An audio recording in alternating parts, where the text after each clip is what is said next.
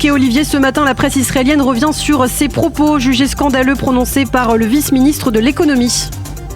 Oui, propos qui ont choqué toute la classe israélienne. Ilana, le Israël Hayom nous apprend que Yair Golan, le vice-ministre de l'économie et membre du parti Meretz, a déclaré, en parlant des étudiants de la yeshiva de Chomesh, qu'ils étaient des déchets du peuple juif et des sous-hommes, et les accusant de perpétrer des pogroms contre les habitants du village arabe voisin de Burqa. Il a aussi appelé le gouvernement à les expulser de force. Des déclarations qui ont suscité une vive indignation dans l'ensemble de la classe politique. Les propos de Yair Golan sur les habitants de Chomesh sont choquants, généralisants et proches de la calomnie. Ceux qui repeuplent la Judée-Samarie sont des pionniers modernes. C'est ce qu'a déclaré Naftali Bennett.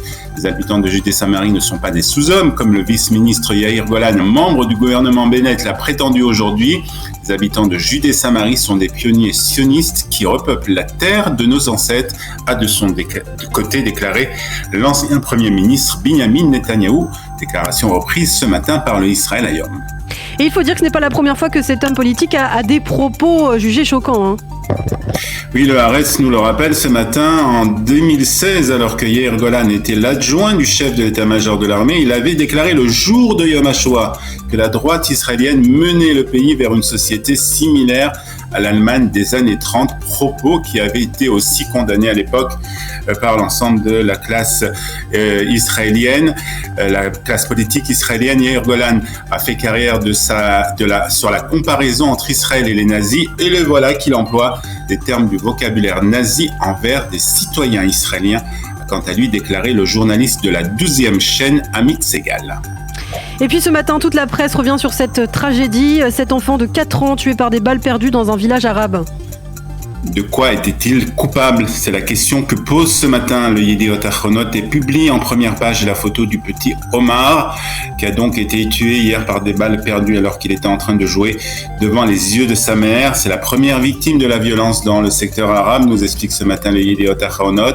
La solution n'est pas seulement par l'intervention de la police dans les villages arabes, mais par l'éducation des plus jeunes, dès le plus jeune âge de la population arabe, explique ce matin Jalal Bana dans le Israël Hayom. Coronavirus à présent, Olivier, avec des directeurs d'hôpitaux qui craignent de ne pas pouvoir faire face à l'augmentation du nombre de malades graves dans les services d'urgence. Et c'est le professeur Ofer Marine, le directeur de l'hôpital Shaare Zedek, qui partage ses craintes ce matin avec les lecteurs du Yediot Ahronot. Le mois de janvier risque d'être le mois le plus difficile du système de santé depuis sa création, déclare donc ce matin ce professeur. Les images des services d'urgence risquent d'être choquantes, déclare aussi donc ce directeur d'hôpital au quotidien. Naftali Bennett a de son côté appelé les directeurs d'hôpitaux à se préparer à accueillir plus de 4000 malades graves dans les semaines à venir. Puis dans un même temps, le directeur du ministère de la Santé a annoncé hier que la liste des pays rouges était annulée. Israël étant lui-même un pays rouge, cette liste n'a plus de raison d'exister, a déclaré Nachman H. Dans le reste de l'actualité, une nouvelle enquête nous révèle que les Israéliens n'ont plus confiance en leurs institutions.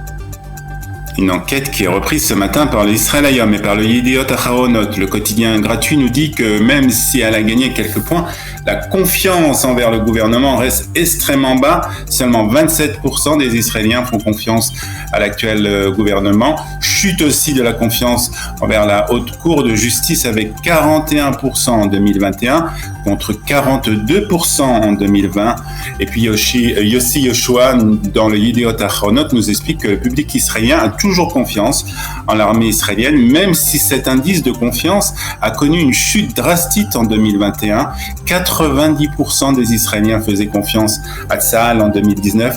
Il n'était plus que 78% en 2021, nous dit le journaliste militaire du Yediot Ahronot. Et puis pour terminer au chapitre sanitaire, on craint la transmission de la grippe aviaire chez l'homme. C'est le Israël Hayom qui nous met en garde ce matin. Avertissement lancé aussi par l'OSM, l'Organisation mondiale de la santé, qui a annoncé qu'un Britannique avait déjà contracté ce virus.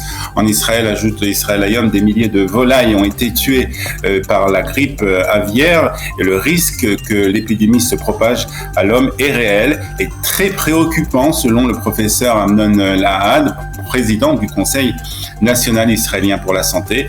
Le ministère de la Santé a demandé donc aux Israéliens de prendre des précautions face à l'épidémie de grippe aviaire, exhortant le public à éviter tout contact avec des oiseaux malades ou blessés. Shabbat Shalom depuis Jérusalem, Ilana.